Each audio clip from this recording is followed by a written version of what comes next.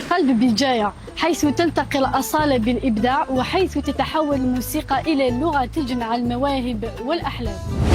تعود إليكم الطبعة السادسة عشر من المهرجان الثقافي المحلي للموسيقى والأغنية القبائلية بموعد فني جديد. التسجيلات متواصلة إلى غاية 30 ماي 2026. أما الموعد المنتظر فسيكون يوم 6 جوان على الساعة 11 صباحا بدار الثقافة لولاية بجاية.